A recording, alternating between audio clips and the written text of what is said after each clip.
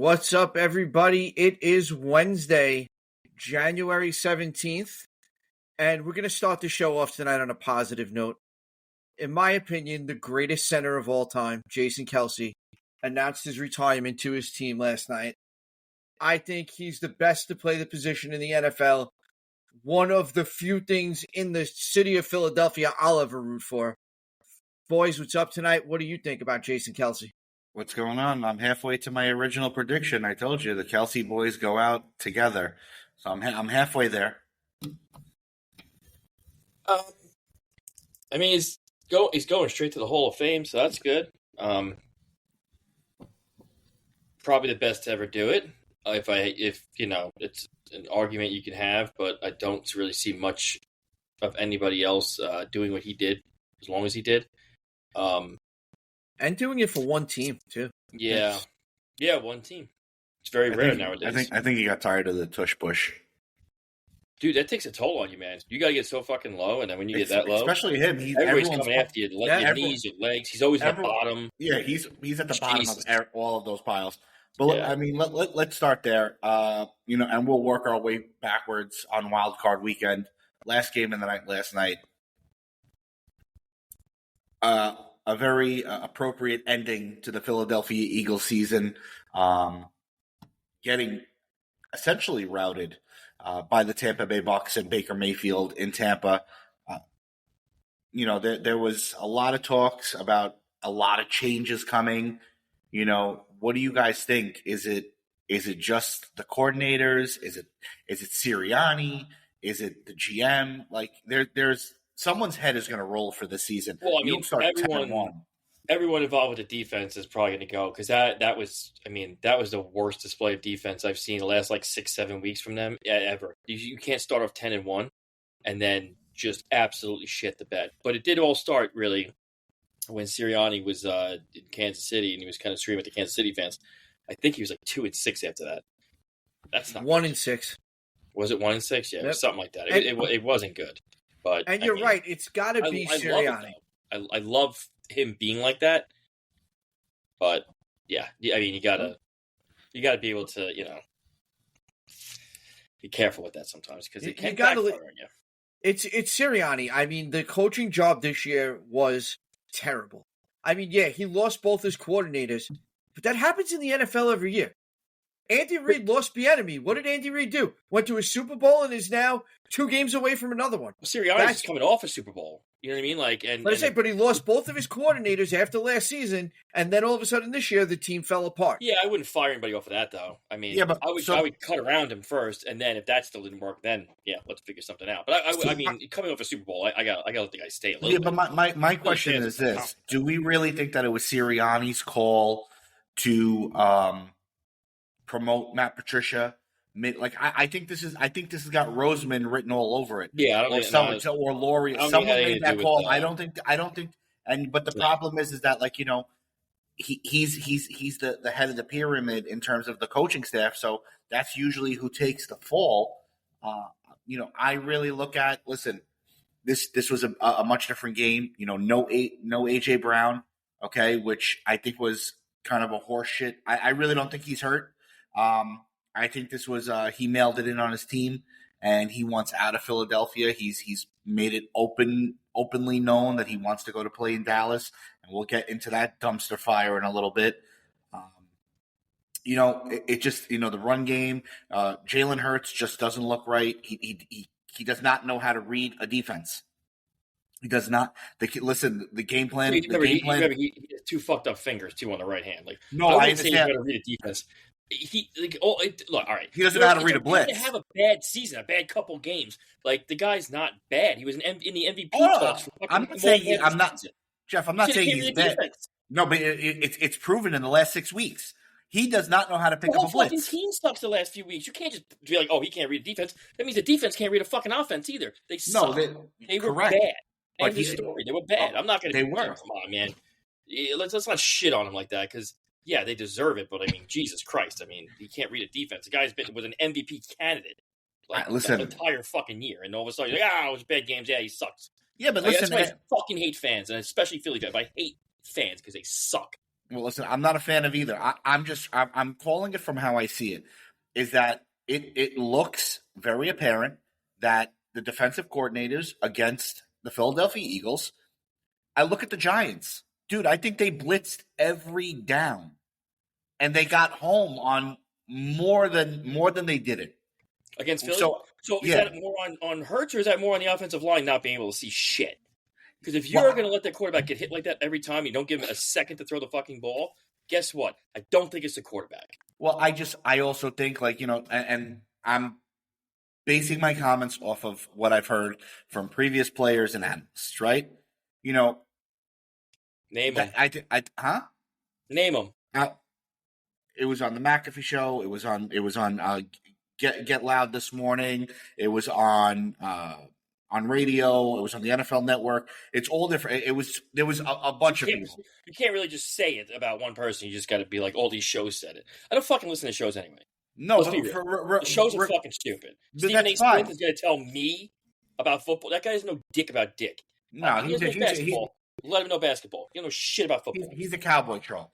No, listen. Yes, I'm not going to say this all falls on Jalen Hurts. Yes, he's dealing with injuries. I think a lot of this has to do with the loss of Shane Steichen, because I don't think that their offensive coordinator was probably put anything. They did. Listen, when you have, think about this, right? I think it's safe to say that all three of us have played a little bit of Madden in our lifetime. Okay, a small amount. When you play against the guy that blitzes, what do? 4 verticals and just throw the game and try again. No, you just send someone an out and you launch it up and complete that a couple of times and they stop blitzing, because now, like, all right, they have a counter to my blitz. He just looked frozen. And I don't know if that's because of the offensive line, if it's because of the schemes that they were calling, but Jalen Hurts did not look like the same player this year that he did look like last year, and he had all the same pieces in place. No, it didn't. It didn't all come together at all. Jalen Hurts, the offense did not come together last night. But it's not all on Jalen Hurts at all.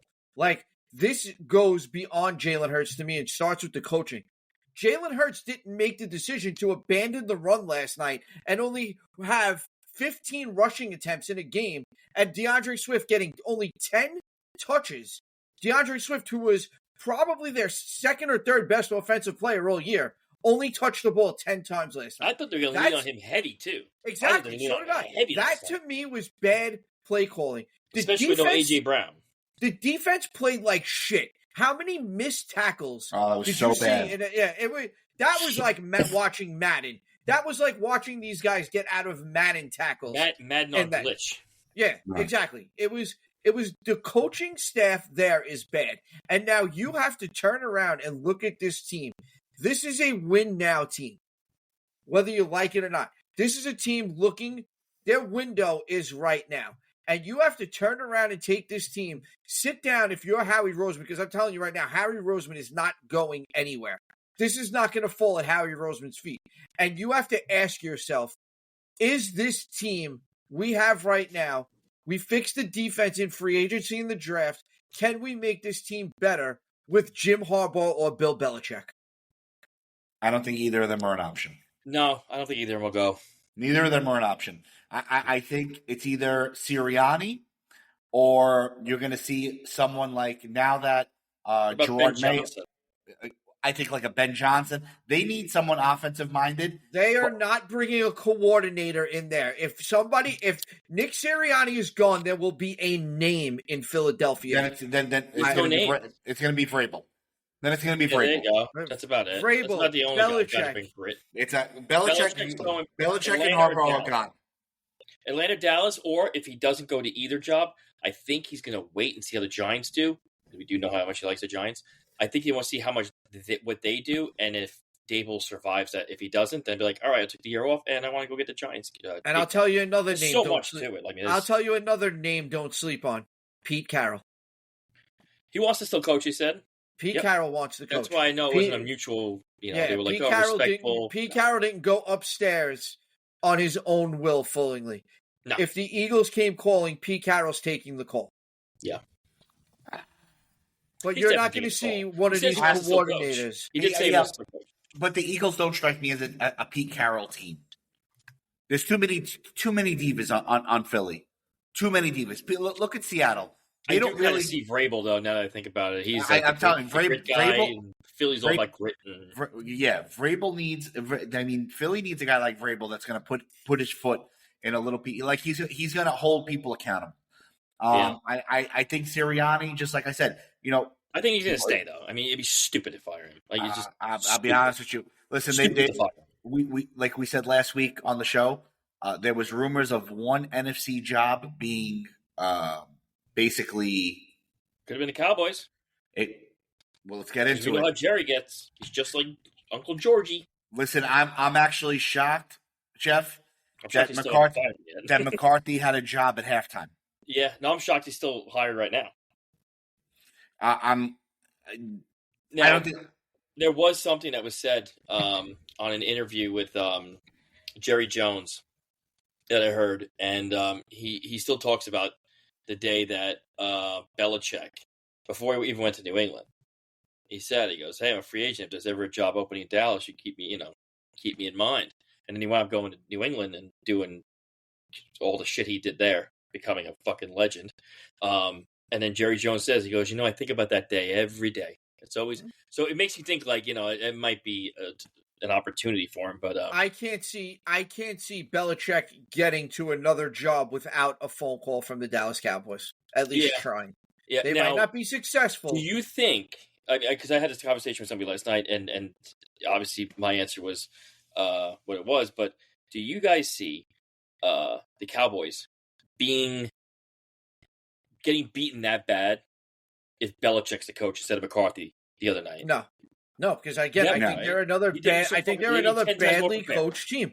Right, they'd be way more prepared. I just think that was a good question.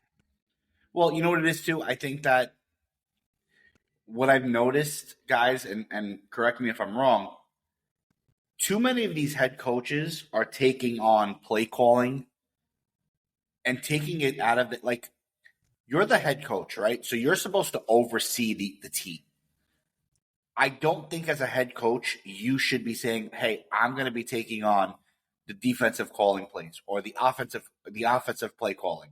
Because in my mind, that does not allow you to focus on the entire team or the entire game, because now you're focused on game planning for whatever scheme you're trying to utilize that week. And I mean, look at the guys that have been eliminated out of the playoffs. They all have for the most part, head coaches that are calling their plays. Do you think that plays a part into it to where like they're running themselves a little too thin instead of surrounding themselves with proper coordinators? It's only a problem when it goes wrong. Like, I don't hear anybody talking about Andy Reid. Andy Reid calls his offense.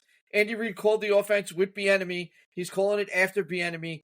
And we don't really hear much of a controversy about that. Why? Because the Chiefs win games. Like, we're talking about the Chiefs' execution when the Chiefs were struggling before the start of the postseason. We talked more about their execution, not the play calling, not the coaching. It's only really becomes an issue, and you only hear a lot about that when it's going wrong. When Dallas went on that run, nobody was talking about McCarthy calling plays or what he was doing. I don't find it to be that big of a deal. Do I love it? No. I prefer my Brian Dable, Bill Belichick type coaches that are more the CEO types. That's what I prefer my team to have. But I don't really see an issue with it, and I don't find it to be a determining factor, provided you're doing it properly. Like, we heard rumblings for years that Robert Saleh is totally all in with the defense and doesn't know shit about his offense. That's a problem. But if you're there and you have a pulse on both sides of the ball and you're doing well, I don't find it to be an issue. Yeah, I never really had a problem with it. Even with my team, like my head coach calls the offensive plays and normally does pretty well with them. I mean, you're not going to hit 100% of the time. You're going to fuck up here and there. That's just the way it is. Like, you're never just going to make the right call every single time. It would be great if you did, but let's be real. It's just never going to fucking happen that way. So, I don't really mind it. I mean, if it does seem like things are a little off because of it, then sure. I mean, give it up, to somebody else and see how it works. And if it doesn't, take it back. But I don't see an issue with it, but I do understand what you're saying about it. Like I don't disagree, but I don't. It doesn't bother me, is what it is. But I don't disagree with you. I'm not saying to like. I don't feel one way or another. I'm just curious because, like you said, Billy, like the Bill Belichick was like the CEO. Like think about it, guys. The CEO of Stellantis doesn't come down and tell me how to sell a car. He'll guide me and give me his game plan, right? But it's up to me to execute. That's what a head coach should be doing. The head coach should be basically drawing a general synopsis of what he wants to accomplish during the game and whatnot. And his coordinators, who they're paying a pretty penny to, should be the ones that are formulating these plans. And I just feel like that for these head coaches that are in fact calling the game play, calling the plays, they're not fully focused on the game. And I mean, we'll talk about Dallas, right? Yet again, another fucking egg, right? Egg. Like all you heard about coming into the game, undefeated at home, averaging 37 points. Add this, add that. Packers don't stand a chance. And what do they do? The Packers come in, say, we'll take the ball first, and drive the ball right down their fucking throats. Like their game was over in the first quarter. Yeah, I'd say I was really impressed. Like especially with Jordan Love. Jordan Love looked like Aaron Rodgers bouncing around like that. Like I was like, shit, man. I'm like, this is ridiculous. I'm like, they don't miss. For some reason, like no one else saw this guy in college. Like I do know that Miami was in on him for a bit, but then they wound up going another route. But like it is fucking like wild how like they just. I don't get it. I mean, how do they hit on every single one of them? Like, I mean, I'm not saying the guy's like a Hall of Famer. If I'm Jerry Jones, I'll tell you right now. If I'm Jerry Jones, I am cleaning house. Coaching staff. Not a single member of that coaching staff comes go somewhere, back. Probably, right? Because they said now, based off of that performance, he may have lost some opportunity. I don't think so. I don't think so. I mean, dude, that was an epically bad fucking performance. In not one aspect of the game did that team look ready.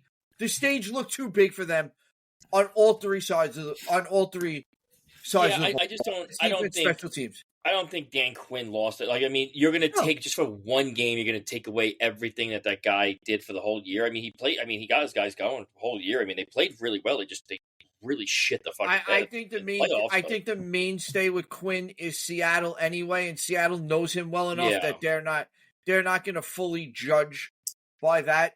And even if he doesn't get the Seattle job, if Dan Quinn becomes available, he'll be somebody's defensive coordinator in 5 minutes. Like there's no. Yeah. That's I'm not really worried about him getting a job. Like he'll be fine, but I think he'll still get it. He'll probably be in Seattle. Chances are he'll be in Seattle. That's the rumor.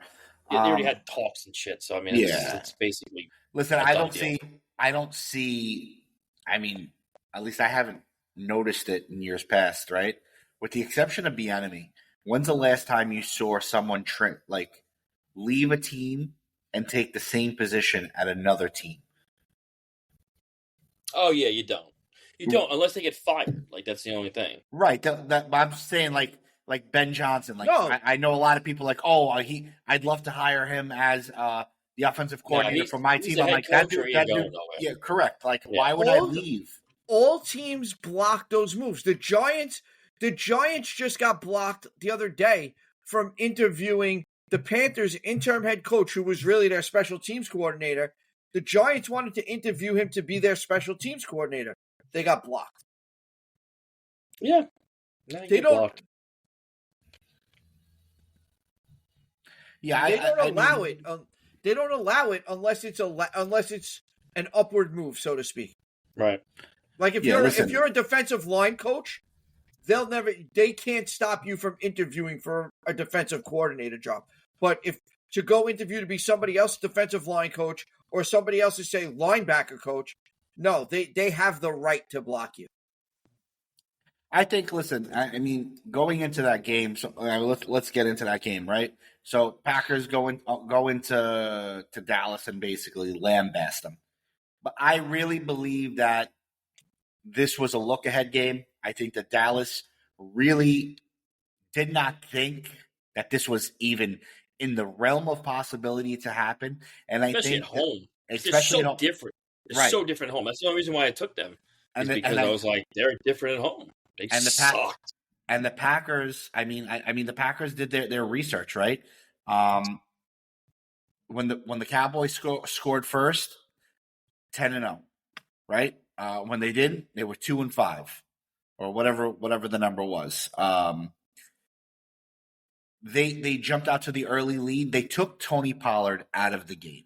I really believe that because Green Bay was struggling against the run, I think that their game plan going into it was to really just pound Tony Pollard and then stretch the field, with Lamb and whatnot. And they took Pollard right out of the game. And it's easy then. You just sit back and you just wait because Dak is going to make the mistake.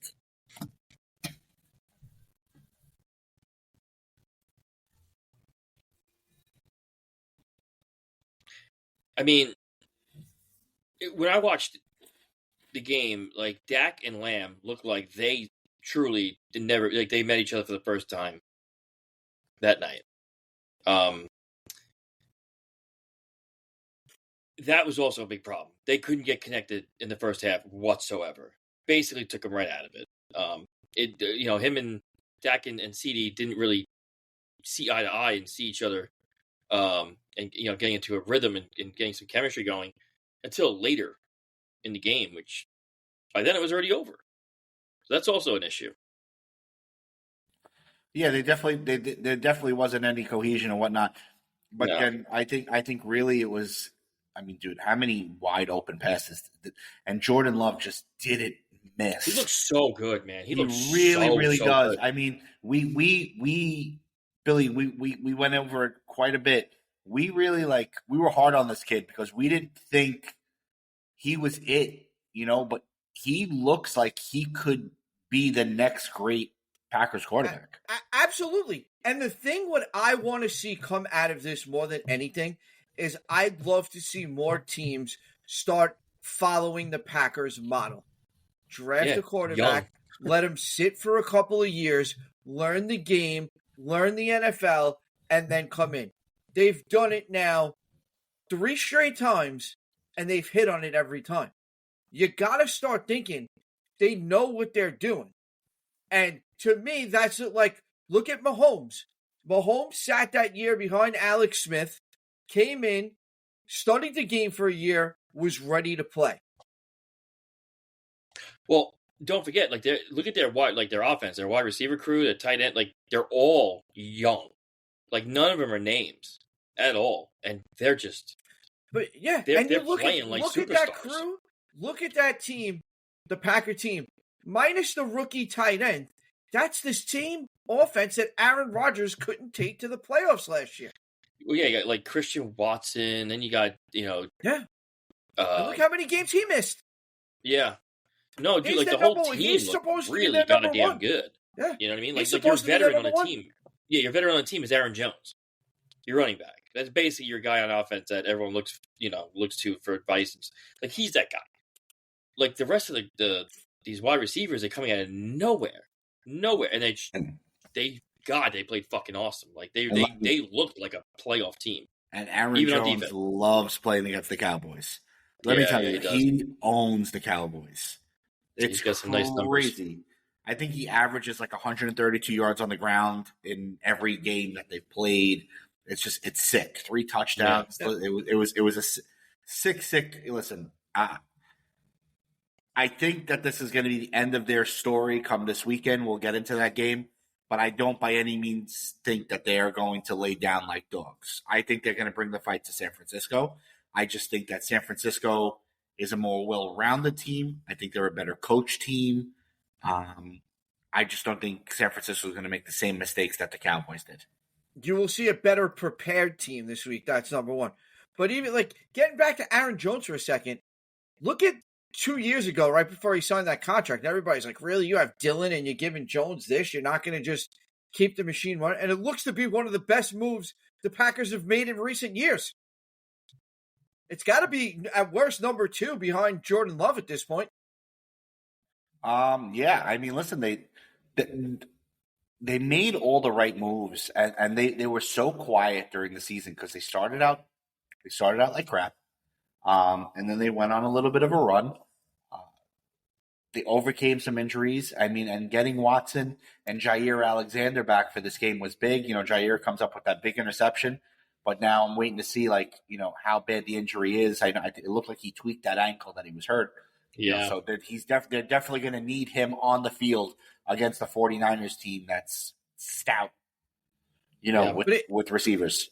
It's a crazy thing. Look at the past 2 off seasons before this year. Everybody all the Green Bay Packer fans were calling for Brian Gutekunst's head. Oh, he should go, blah, blah, blah. This guy figures it out, man. He makes at the end of the day, you watch his moves. You might not understand it day one, but when push comes to shove, you look at his moves and goes, yeah, this guy gets it. I mean, he drafted Jordan Love. Jordan Love, blah, blah, blah, blah, blah. Oh, Aaron. Look, Jordan Love gets it. Jordan Love's out there. Nobody in Green Bay is looking for Aaron Rodgers right now. I promise you that. Bring back Aaron Jones. Yeah, Aaron Jones is your second best offensive player. These young wide receivers, everybody's like, oh, the Green Bay Packers won't pay a wide receiver. The Green Bay Packers they don't do enough for their wide receivers. Look, Watson was their number 1. He was out half the year. And these guys still are now in the second round of the playoffs. I have a bunch of Packer fans, friends of mine, and they did once Rodgers the trade talks coming in, they were like, yeah, no, it's cool, man, it's Jordan Love time. They were ready to see him. They were waiting for it, and I mean, I don't know. I mean, there wasn't really big hype around the guy. I mean, you think it was blind optimism? They debuted in Kansas City. They gave his mother the seats in the last fucking row with the upper deck. So he wasn't really anyone special, but he really turned around. He's very good, man. I'm just gonna I'm not gonna deny it. The guy's fucking good, man. He's really goddamn good. I just watched him the whole game. Teams out there, they just don't do it. They don't develop the next quarterback, and that's the problem. That's why it's oh, so and so's done. That's why Kirk Cousins is gonna probably get another contract in Minnesota. Because at this point, who the fuck are you replacing him with next year? Honestly, you're not going to take a step backwards. You're going to keep going because you should have done it 2 years ago and drafted somebody to sit behind him, learn from him, and be ready to take the reins. And nobody's smart enough to do it anymore. The Packers quarterback situation is the Steelers head coach, 3 in the last fucking 50 years. That's all you really need. It's crazy. They just stick with him. Well, that's why, we go back to a Sirianni situation. He had one shitty, bad ending to his season. Let's get fucking rid of him. Do you know how hard it is to find a coach that can actually consistently win? It's fucking hard, man. That's why I said they're not. I agree with you. And that's one of my main reasons why I said it's not going to be a coordinator or some retread. Well, it's going to be a proven coach. So, for instance, Dan Campbell. He came in and he wasn't very good the first year. He wasn't very good the second year, I think. And then he started getting some traction, but people were like, fuck, this is his last year. If he doesn't do anything here, then we got to get rid of him. And they didn't. They stuck with him, and now look. I mean, it drives me insane how fast people get rid of. Being from a team that had coach after coach after coach after coach after quarterback after quarterback, it's fucking exhausting. Just stick with something and see it through. If it doesn't work, and you can't just determine in 2-3 years if that's your coach. You need to give it time to. I agree with you for the most part, Jeff. But in some situations, you can. I look at Dan Campbell, and I saw Dan Campbell building something, even in the bad years. I look at your coach now, Mike McDaniel. I see him building something. Sirianni, since he lost his 2 coordinators, all I see is chaos. And you got to say to yourself, hey, maybe I wasn't thinking about this, but look who's available. And holy shit, I think this guy could be the difference maker. Like the Chicago Cubs just did. I don't believe the Cubs went into the offseason saying, we're going to fire David Ross, because they would have done it the day after the season. Craig Counsell became available, and they were like, you know what? We really like this guy, and we really think this guy is a step up. So you look at guys like Belichick, Harbaugh, Mike Vrabel, Pete Carroll. Hell, we could maybe even throw Mike Tomlin's name into this right now after what he pulled last night. Tomlin came out today and said that he will be back as the head coach of the Steelers for 2024. So Tomlin's name is out of that. So we'll take Tom, but all the rest of those guys, those are names you look at and go, hey, I wasn't thinking about this, but I think this guy has a track record of making teams better. Yeah, listen, but I think, and, for me, you hire a head coach, that has to be at minimum a 4 to 5 year commitment. Because listen, I don't care how good or bad you are, you have to come in, you have to undo a lot of the stuff that the previous regime did. Because think about it, guys, most of the jobs that these guys are walking into aren't beautiful jobs, right? Like Philadelphia would be like the anomaly to that. Look at the available jobs. Atlanta, New England, the Chargers. Who else is available right now? The Commanders, the Panthers.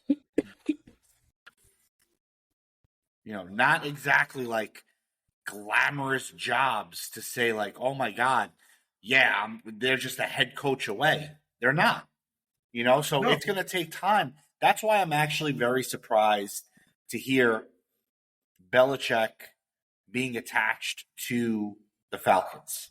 I really am. That's why I'm really, really, I really do believe that if Dallas or Philadelphia becomes available, that is where Belichick is ultimately going to land. Because listen, he's older. I don't think that he has, to say, a rebuild in process. I know we think that Atlanta is a quarterback away, especially in that division, but that's not guaranteed, But it's also not. I mean, you can tell me right now, if you put Belichick in Atlanta, turned around and signed Kirk Cousins and draft a young quarterback behind him, he's got something to work with there. I mean, yeah. I mean, listen, I it looks more and more every day. They had the interview. I think it lasted like 3 hours. Supposedly, was reported. It's looking more and more like Belichick and Atlanta, which is pretty funny because he's ultimately tied to that team forever for 29, 29-13. How crazy would it be if Belichick just goes, yeah, I'll take that job. I'm bringing my buddy with me too, and Nick Saban goes along with him? It'd be fucking crazy. Oh, it's a thought of mine. I mean, I doubt this would ever happen, but it is pretty cool to think about, though, if those two can come together. You want to hear something funny? Somebody told me. Him, Saban, Pete Carroll will be like wild hogs all over again. Yeah. Somebody told me they heard this. I don't remember where he said he heard it from. He said that Belichick, Saban, and Pete Carroll should start their own show like Bar Rescue and go around and revive football programs across the country. Heard that. Yep. And it's a great idea, personally, I think that would be phenomenal. Bring him in for 2 weeks and get that shit straightened out. The interviews would be awful. Oh my God! Imagine Belichick and Saban sitting in front of the press trying to like post. Yeah, so we this was the game plan. All right, we're preparing for next week. Okay, thank you. And just we play who's on the schedule. I'll be honest, I don't even think it would even get to. I don't even think they would do press conference. Like, yeah, we don't do that shit. We don't have to anymore. Like, but this is our him going to Atlanta. We'll send Pete Carroll in for those. Yeah, I would call it like Legends Rescue or something like that. Yeah, you have to name it something really cool though. I think Belichick Legends going to Atlanta would be cool. I think it would be a cool thing to see. I think, seeing a team like that step up and go and get the big name coach, I think it's good for the game. I think it's good for Atlanta. And like I said, I've been a major proponent of saying I think Atlanta's a quarterback away. In a division that's not very good, I think they're a quarterback away from being up there. Like, you can't tell me with a good quarterback, Atlanta is not as good as Tampa. I don't care what Tampa did last night. Atlanta has just as good weapons on offense as Tampa does. Put a quarterback in there, and they're at least equals. Do you think the thought? I'd like to hear both of your opinions. Do you think the thought goes through Belichick's mind about when he's picking this team about potentially damaging his reputation as a coach? No, I don't, because I don't think he'd go to Atlanta. I think he'd wait to see everything available before he'd even talk to anyone. I don't know if he'd even talk to Atlanta if he was worried about that. He's an arrogant prick. He's not taking a meeting because he's flattered to be offered. If he had no interest in going there, if he had no belief in them or any worry like that, he wouldn't be there. He's not that guy. Perhaps. Jeff, what do you think?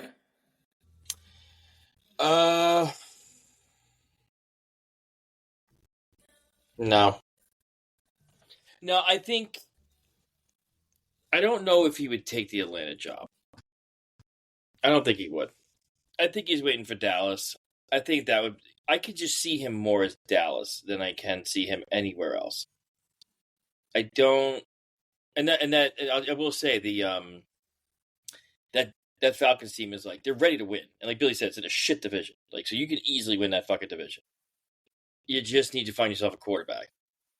And, I mean, he's in better shape there than he would be in New England. Both have no quarterbacks, but at least Atlanta has a lot of weapons on offense. But I think him being on a team like the Cowboys, I think would put them into fucking shape. Like, they would, I think they would definitely be way more prepared. I think they'd be more of a threat in the playoffs, and they would be really the fucking joke that they are. Like, to everybody. They're literally the punchline of everyone's joke, and I don't think that would be with Belichick as the head coach. I mean, way better. Think about what that would do for his legacy. If he goes into Dallas and they win the Super Bowl year one, that would do for his legacy. It would. Yeah, I mean, basically, I didn't really answer your question. I don't think it would hurt his legacy if he went somewhere else. The guy's got 7 fucking Super Bowl rings. I mean, everyone already says he can't win without Brady, so I mean, the fuck matters, you know what I mean? Like, just get the most wins out of anybody, which I really hope he doesn't, but, I don't think any coach is really going to catch up to the 7 Super Bowls. Look at Atlanta. Look at Atlanta right now. Put Belichick, and like I said, I'm going to go with Kirk Cousins, because I know he's a free agent quarterback. They're the best quarterback QB combo in that division. Yeah. And there it is. Hey, you're underselling Baker Mayfield, buddy. Let me tell you, that kid, he has earned a contract with Tampa Bay. He's earned a contract. Oh yeah. I'm not underselling him, and he absolutely has earned that contract. But I'm telling you right now, put Belichick and Kirk Cousins in Atlanta. They're the best coach QB combo in that division, bar none. But now I'm going to ask you guys a question. We mentioned quarterback. We mentioned the word contract. There's 2 quarterbacks eligible for extensions this offseason. And I personally don't think I give either one of them. And I'm talking about the Cowboys quarterback, Dak Prescott. Nope, I wouldn't. And I'm talking about Jeff's boy, Tua. Are we giving either one of them extensions right now? Yeah, Tua gets the extension, man. He's perfect in that scheme. You just need a strong backup just in case he gets hurt. That's really it. I know I jumped in. I'm just going to go right with my guy really quick, but I would re-sign him. I mean, he's proven he can win. It's just, I mean, they played like shit in the playoffs. There's no denying it. They played like absolute shit. They couldn't move the ball. And I'm not going to say all of it's his fault. I know a lot of people fucking hate on him and whatever because it's Tua, and it's fine. I don't give a shit anymore. But I guarantee you that most teams would take Tua over their current situation right now. As for Dak, he didn't look very good, man. Like, I like Dak, but I think when he gets to the playoffs, he is a completely different person. He is not the quarterback from, it's sort of like Clayton Kershaw. Regular season, lights out. Playoffs come, not very good. I think Dak needs to change his scenery. I think so too. And I don't know think who do you bring in Dallas though. You know what I mean? Like who do you go? Who do you go with? I mean, listen, that is really gonna be dependent on who the head coach is. Like Dak, they got Trey Lance. What are you talking about? But in regards to your boy, yeah.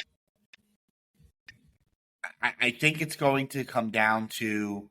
Well, they already said they're re-signing him, so it's just No. I'm not doubting that they're going to re-sign him. Yeah. For me, I don't think he's going to get that long-term deal. I think he's going to get 3, maybe 4 years at a higher number, because the way I'm going to look at it is this. Most of the time, when things don't work out, they fire the head coach first, not the GM, right? So I think that Tua has really excelled under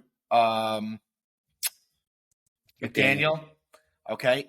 And there's no guarantee that he'll produce as well if they brought in another head coach, if that day does come that they let McDaniel go. So I think they're going to leave themselves an out and not extend him to a huge deal.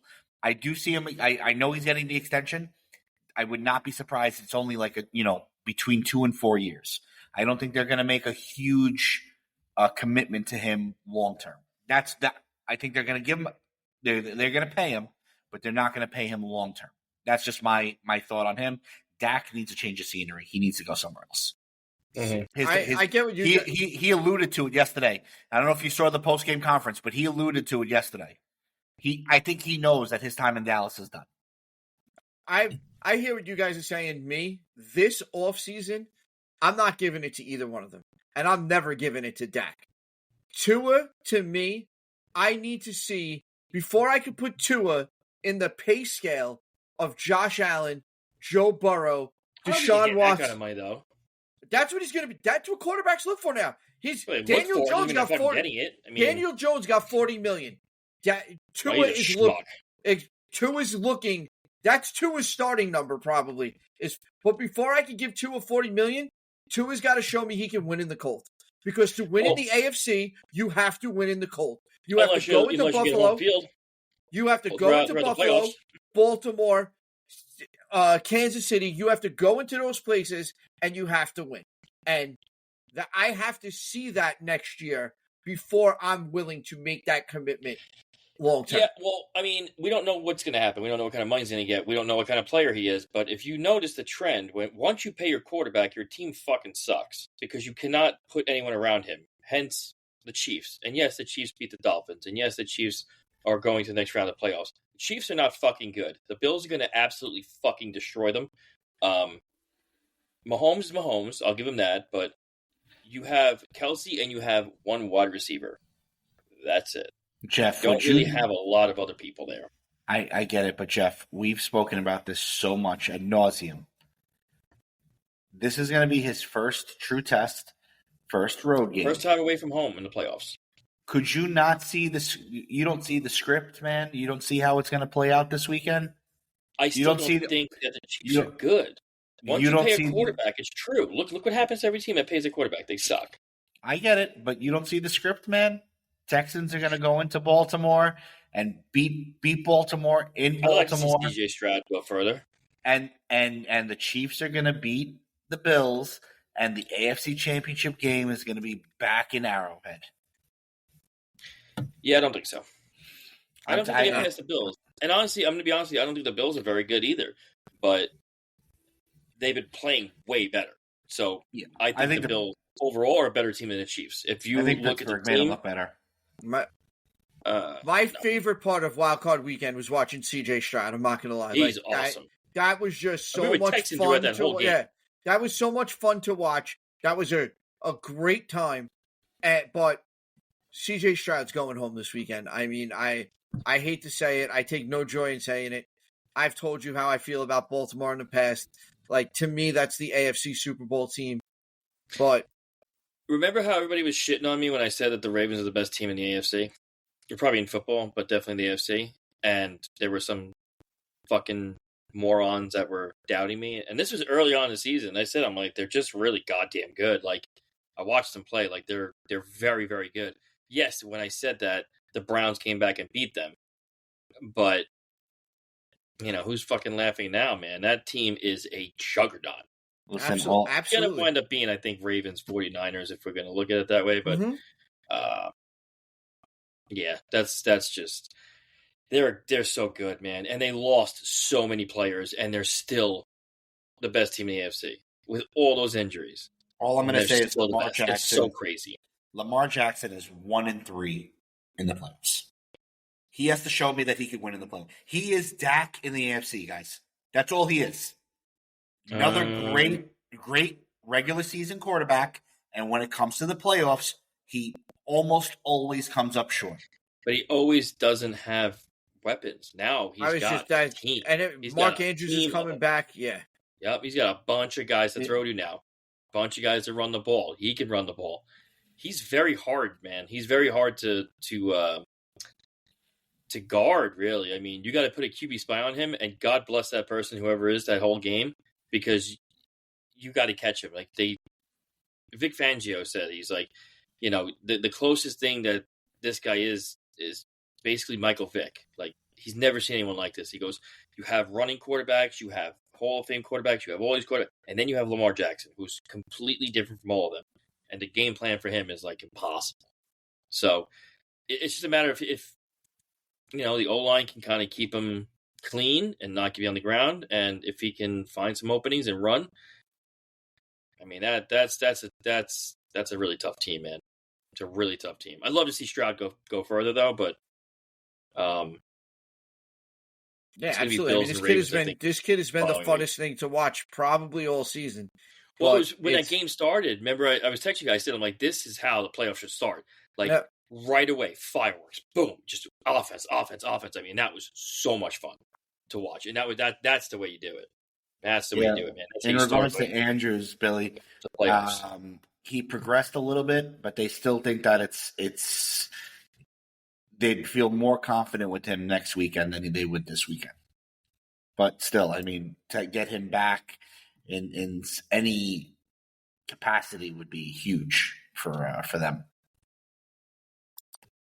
Yeah, I think it's going to be a very interesting round 2 we have coming up this weekend. No, great. I mean, listen, great games. I think Sunday has the better games, personally, because Sunday is going to have Lions, Bucks, Chiefs, Bills. I love watching the Lions play. I mean, am I alone on that? Like, I just fucking love watching them play. I think that might be the game of the weekend. Yeah, I just love watching them play. I'd love to see them go to the Super Bowl, too. My God, that would be friggin' awesome. Not even just for, because honestly, when I watched that game and I watched the end of that game, dude, we are so all over the place, too. We're not, like, really concentrating on one game. We're just kind of bouncing around like fucking lunatics. But we go rogue. Yeah, we really do. When I'm watching that game and they win, and I see, like, the 30 years of, like, the fans, like, just letting it loose, man. Like that is, to me, that's what I want one day. Like, I want to finally win a goddamn playoff game and be able to be excited about it and be excited about my team. And that goes in any sport, man. Like, any sport that I'm a fan of. Like, watching the fans win and just, like, the emotion behind it and everything like that, like, that was so cool to watch because that is us. That is the fans. Like, Joe, your team, you haven't seen your team really do shit since Peyton. I haven't seen my team do shit since probably fucking Jay Fiedler. Whoa.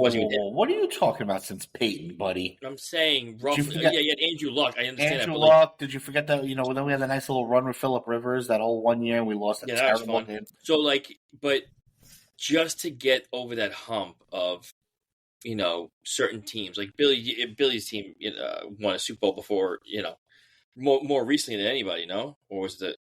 Well, 2, I know that, but I'm saying the last one between our fandom. It's more like he was able to watch it. Like the last time the Dolphins won the Super Bowl, I mean, I wasn't even fucking a thought. I got to watch my Colts. I got to watch my Colts. Saying. Like, so to me, it's just like I see the Detroit fans and I see myself in them. It's just so I just want them to be happy. I really do. Hold on. Let's talk about another aspect of the Detroit Lions fans, okay? And the absolute classless How the fuck are you booing Matt Stafford and his kids? Because he isn't. I'll explain this because I don't care for it too much. Of why they booed him, it's okay with me. Booing his wife and his kids are that's a whole other part of shit, fandom there. But look, he had a good run in Detroit. They were chanting Jared Goff's name. Jared Goff and him, they got swapped as quarterbacks, in the trade. Mm-hmm. So right now they're chanting Jared Goff's name early before, when the teams are coming out and everything. Like they're like, that's our guy now. Thank you, Matt, but you're in our way now of getting to the next round and getting a win. So fuck you. Thank you for your time, but you're my enemy now. You're standing in the way. So I don't really blame them for booing him. It's fine. We do the same shit as, Yankee fans, Met fans. Like, we do the same shit. Like, when DeGrom comes back, we might give him a little cheer at first, but then guess what? Gloves are off. Well, as soon as the game starts, we're booing the shit out of you, and that's the end of it. It happened to Daniel Murphy. It happened, he was a legend for us for 2 months. And, the second you're in our way of winning, yeah, man, you're getting fucking booed. I'm cool with that. I wasn't so much. I was more about booing his kids. Like, that's just terrible. Yeah. That was a little classless. I mean, you can't boo the wife and kids. I mean, the amount that Stafford's wife, the amount that she's done for the city of Detroit. The city of Detroit was, come on, dude. Like, that was the second most. Yes, you're right. The second worst. Most classless thing I saw this past week after booing Jerry Krause's widow. Now listen. So, when I was listening to another pod, so Big Cat made a good point from Chicago too. It's all because that's not. He goes, huh? Sorry, I was going to say it's all because of The Last Dance. That's all it is. Yes. Now the guy's dead. He can't defend himself in the goddamn documentary. Reinsdorf, that's the fucking asshole. He's the one that could have easily done several different things, but he didn't. Number one, he comes out with, they come out The Last Dance and he's able to say his piece, but, Krause can't because he's dead. So you can't even defend what the shit they're talking about you. But it's not even, to me, it's not even about that. You're giving him a moment. No, listen. But here you go. This is what I'm saying. This is how Jerry Reinsdorf fucked up. He could have just said, instead of putting, because every year it's like the same thing for this Ring of Honor. Every single time they do it, they put up Krause's face and a picture of it, and everyone boos him. It's like a thing that they do. It's just natural. It's an ongoing joke, more or less. What Reinsdorf could have done, two things at least. One was instead of showing the picture of him, be like, we have, Krause's, widow here, and I don't think they would have booed at that point. They just showed the picture, then they went to her. So yeah, that's kind of fucked up, but whatever. Or number two, instead of doing that, they just could have made like a really quick thing, whatever. Tony Kukoc, they could have just put him right behind, like, oh no, they were saying Cooch, they were doing the Cooch, like they weren't booing you. Like, you could have done so many different things, and you didn't. So this is more of the owner sucking at what he does, at least, baseball. It's a classless move by fans. I mean, I get what you're saying. It's fine. No, it's fine. It's not. I'm not saying that the fans booing was okay. I'm just saying it could have been fucking avoided because the owner could have just went a different route with it, but he didn't. He's a fucking idiot. He sucks at what he does. I just felt so bad for her. Like, her face was like mortified. It is bad. I know, but that's the thing. Like, it could have been avoided is what I'm trying to say. I'm not saying like, oh yeah, no, the fans are okay for booing it. That's not what I'm saying. What I'm saying is it could have been avoided. That's what I'm saying. Does she show up next year? The owner sucks at what he does. That's all I'm going to say. He's terrible. Does she show up next year? No, because he was inducted this year. That was the only reason she was there. He was inducted. This was the first annual Bulls Ring of Honor, and he was inducted into it. And the first Bulls Ring of Honor, right? Yeah. No Michael Jordan? What the fuck is wrong with you? How do you even have it? I don't get that. Yeah. How do you have it without him? To me, it should be one year should be Michael Jordan and no one else. Like, it should just I don't even think Scottie Pippen was there either. No. But you want to talk about some idiots. Let's talk about the NFL for a second, because this just blows back my to the mind. NFL, you mean? I guess we're talking about, I guess ratings is always the king. But you had a game this past weekend in Kansas City where 15 people ended up in the hospital and dozens more had hypothermia. Terrible. What do they do this week? They put a game in Buffalo on at 6:30 at night after the sun goes down and the temperature probably drops another 15 degrees. Why wouldn't you make that the 3 o'clock game and try to get some sort of humanity into there? Ratings. It's all about money, man. They don't give a shit. It's all about money. That 3 o'clock game is going to do monster ratings either way. Statistically, the Chiefs, okay. The Chiefs Bills game is going to do monster ratings whatever slot they're in. Can I tell you something? It's pure numbers, right? There is a reason the San Francisco 49ers are in the 8 o'clock slot for Saturday night. Do you know why? Because statistically, that is the worst time slot in the history of time slots. Because nobody is home to watch anything at 8 o'clock at night on a Saturday. So we're the anomalies. But for the most part, plans to watch sports on a Saturday. If you look at anything, nothing is ever planned for a Saturday night. It's just not. It is not a well sought out time slot. Sporting events are different because every bar in the world is going to have on this football game in some way, shape, or form. So you're going to get the monster ratings just off bars and restaurants alone that are going to have this on every TV. Why do you think college football has moved so many big games into that 8 o'clock Saturday night slot? For sports, for regular television programming, you are 1,000,000% spot on. But for sports, no. Look at World Series numbers. Some of the biggest rated World Series games of recent years are probably Saturday nights if you look at it. Like, sports get the numbers on the weekends. That's why, to me, this makes no sense.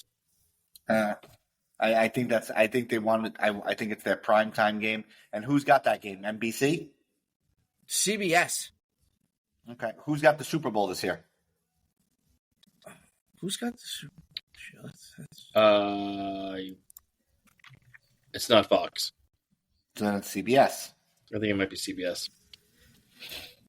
Which means CBS is going to get their CBS, choice of. Yes, it's on CBS, right? So that means that CBS is picking their choice of the games. Because I bet you, what channel is the 49ers game on? Fox. Shocked. Oh, yeah, because they had to do one or the other. They're not going to give them both the 8 o'clock slots. Everybody's got one game. ESPN and ABC have the Houston game. Fox has Green Bay, San Fran. NBC has Tampa and Detroit. And CBS has Kansas City and Buffalo. Nice. Yeah, I mean, let's real quick, because I do got a couple things I want to talk about as well.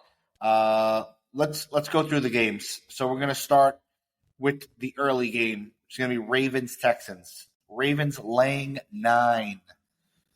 That's so much. It's a lot of points. A lot of points, man. A lot of points. What do you guys think? I'll let you go, Billy. I'm sticking with the Ravens on it, and Yeah. I'm not doing it because I want to. I think it's the common sense thing to do. Like I told you, I think it's 2 Harbaughs, 2 championships. I'm sticking with my word on that. As much as I liked watching Lamar Jackson, I think this is the end for, CJ Stroud. I think that this is it. I think this is where the glass slipper kind of falls off, and we see what year 2 is going to bring for him. I like the Texans. Yeah, I don't like I like the Texans with the points. I like the Texans both. I don't know. I don't think they're going to beat. I think it's going to be close. I just don't think. I think Stroud's going to really show himself. Even in a loss, I think the people are going to be like, yeah, this dude's going to be running that fucking division for a long time. So I'm going to say Ravens money line. Ravens win, but I think, I think they're going to cover though. I'm going to pick them to cover. All right. We're gonna go to San Francisco. Green Bay Packers versus the Niners. The Niners are laying 10. Yeah, it's another one. Big fucking numbers. I'm gonna. I'll make it short and sweet. I like the Niners. I like the Niners. Yeah, of course I like the Niners. I'm just trying to think point wise. Like that's a lot of fucking points for a team that just came off fucking shooting 45. I think the adrenaline from that performance there, yeah, it's just like a letdown spot. I think it's a big letdown spot, and it like I said before, San Francisco is going to be way more prepared and way better coached. I just don't see him making the mistakes. I'll probably to go with San Fran as well. Absolutely. We're going to have a family play on this one because we're all going with the 49ers. And again, with the Packers, like we don't know if Alexander's playing. Like we don't know what the injuries are yet. Like if you're missing your top, secondary guy, then you're kind of fucked. If you're losing your cornerback, your best cornerback against a team like that, I don't think it's very good. Doesn't bode well for the San Francisco 49ers because last week we all picked the Dallas Cowboys, and we see what happens when we all pick. Yeah, well, the same team. I still think we'll be okay with San Fran. They're not the Dallas Cowboys. Yeah, probably not. Then, to me, what is going to be the game of the week? It's going to be the Bucs going into Detroit. Detroit laying 7 at home. I think it's a big number. The Bucs have a good defense, solid run game. Baker Mayfield looks really comfortable, and like you said, Jeff, he looks like he's having fun. Yeah, all the other years, it always looked like he was playing football. Now it looks like he's playing football, but with his friends. Like he just seems like he's having such a blast. Like I never saw him have as much fun in Cleveland. I think they're letting him be himself for the short time. Yeah, I like the Bucs to pull the win out in Detroit. I'm just gonna ride with the Lions. I can't not ride with them right now. I absolutely love them. So I can't. I like the Lions to win the game. I like the Bucs to cover the 7 though. I kind of agree. I still think it's gonna be very low scoring as well. Not low scoring. I'm sorry. It's gonna be a close game, not low scoring. I feel like there's the same way with the Packers. I think this is a letdown game for the Lions. I think there was a lot of emotion with Stafford. That was like a big revenge game. Yeah. I think there was a lot of emotion. But yeah, I'm also going to throw in the over. I think the over is going to hit. And then finally, the game of the week, depending on who you ask, Chiefs go into Buffalo. Buffalo laying 4. Yeah, I like Buffalo. I said it before. I'm going to say it again. I just think Kansas City can't. I don't think they're going to be able to stop Josh Allen, especially on the ground. Like him throwing, sure. I don't think he's a very good passer in that aspect of it. But if you can't take him down, he's a faster Roethlisberger is really what he is. It's so hard to take down, and he's quicker. So once he gets the running game going, it's very hard to stop him. So I don't think Kansas City is going to have an answer for it. And I'm pretty sure I said last week that the Dolphins are going to hold Kelce, I think, to under 70, I said, or 60 or 70 or something like that. And I think that's all he got. Barely. I'm going to look it up. But if you take him out of that game, that's all he's got, man. Him and Rashee Rice, but that's it. That's all he's got. Until you know what? I kind of like the over, too.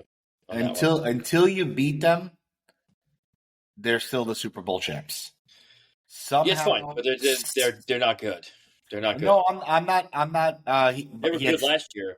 They're not nearly that good. They're not bad. It's just they're not that good. Kelce had 7 for 71 last week. All right, what did I say? Under 7. I was close. You were close. You were right around there. But I knew he wasn't going to fucking explode because it's just not been that guy. I'll be honest with you. They passed way more in that game than I expected them to. Both teams. Yeah, both teams. I was hammering the running game. Yeah, and I was shocked when they came out just throwing. I was like, "Oh, fuck me!" Every time. Yeah. Just always pick the wrong one. I'm going to go with the Chiefs. I just think somehow, some way, always plan. The AFC Championship game always ends up in Kansas City. And I picked the Texans earlier. I think it's going to be. I think it's Houston, Kansas City, and Arrowhead next weekend. It's the NFL playoffs, and to me, I'm going with the better coach. I'm going with Andy Reid. I'm going with the Chiefs. All right. So by myself, I think Andy Reid will outcoach Sean McDermott. I mean, I think us three can outcoach Sean McDermott. I don't think he's a very good coach. And that could be another job that opens up after this season. Once their season ends. All right. Let's turn the page. Obviously, last week after we signed off, a lot of things happened. Right. Bill Belichick out in New England. Pete Carroll out in Seattle. Nick Saban out in Alabama. He was since replaced by the head coach from Washington. And the New York Yankees made a signing to which I don't think there's a Yankee fan alive right now that is looking forward to watching this human play in pin strips. Yeah, good luck with that, guys. Seriously, good luck with that. No. I listen. I get it. Listen, this guy went on a almost 4-year tirade of basically talking shit about the Yankees and how their whole team sucks and how they wouldn't be good unless they added him. And I get his approach, but now you're in the same locker room as these guys. And we're talking about the infamous Marcus Stroman signs a 2-year deal with the New York Yankees, essentially slots into the 3-hole. Billy, I mean, you're the co-Yankee fan on this, and Jeff, I know you have a little history with Stroman.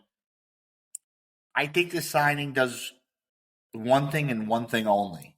It puts an insane amount of pressure on Carlos Rodon to now perform.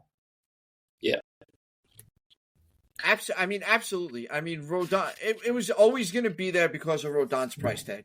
Like, that was first and foremost. He was never not going to have that pressure on him to perform.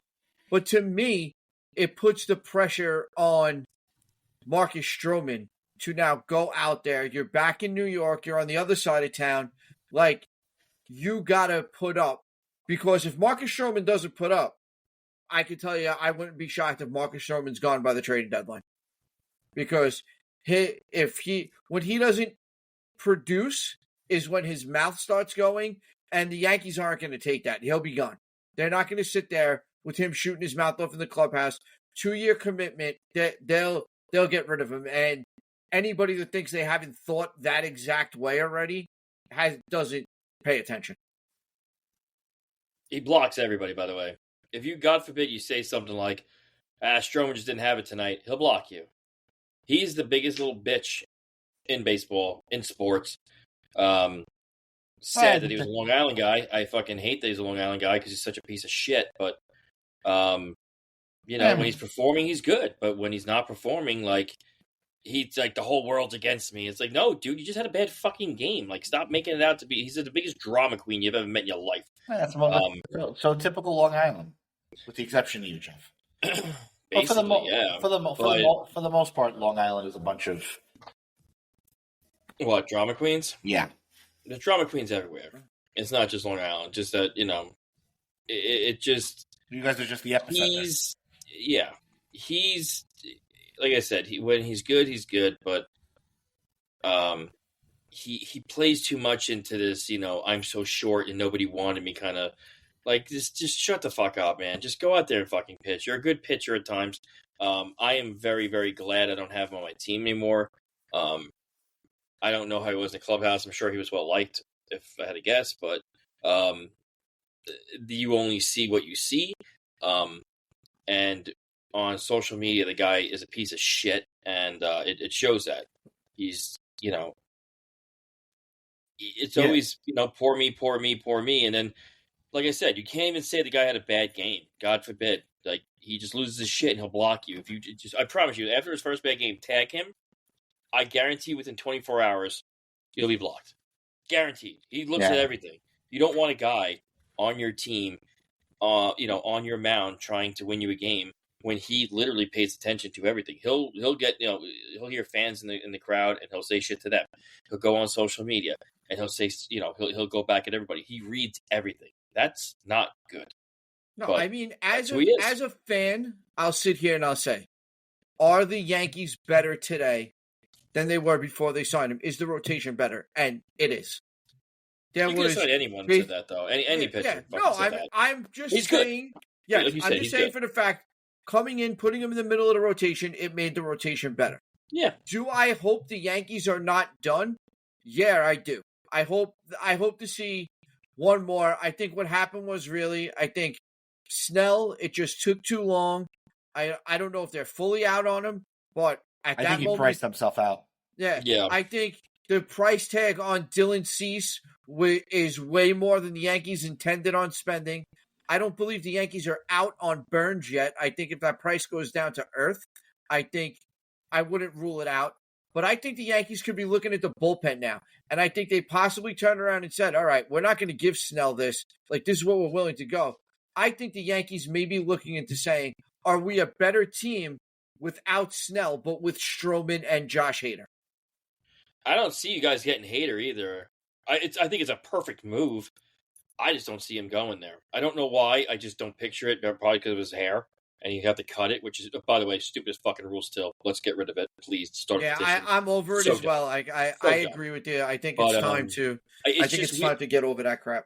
It's as annoying as it is to say. I see him just being like, yeah, fuck it, just go to the Dodgers, let's win a ring, or even Texas, because Texas needs somebody also.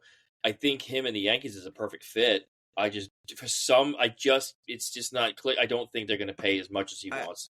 So I feel like the more time goes on. So Marcus Stroman earlier today went to Instagram, and Shocking. because he won't go to Twitter because that's where all the Yankee fans are. New York, I'm ready. Can't wait to put on the pinstripes and feel the energy in Yankee Stadium. Honored to put on the uniform. Very, very honored. Will compete to the highest degree for you all. The authentic confidence and swagger I play with is a direct result to growing up in New York culture. Truly can't wait to feel the buzz and the vibe of the crowd on start day. That's the shit we dream about as kids. I get chills thinking of these dreams turning to realities at Yankees. So this is the greatest thing in the world. So Stroman reposted the swap that this kid made on his Instagram story. And then he went to Twitter and he goes, has me blocked on Twitter as a form of saying thank you. Great picture and an even better person. He just blocks people. Like, that's just what he does. The guy that he took that Instagram picture of, he blocked him. He took his thing from Instagram and blocked him on fucking Twitter. Well, it's funny because I'm on Talking Yanks on Twitter right now, and one of the comments was, "Good thing he didn't tweet this. We would have never seen it." Yeah, because exactly, man. He's so bad with that. You know what? I really don't give a shit what he does on Twitter as long as he shows up to pitch every fifth day and does it well. That's the problem, Billy. I promise you, when I tell you this, you're right. It is good, but the problem is once Twitter gets in his head and Instagram, once the fans and shit, once they get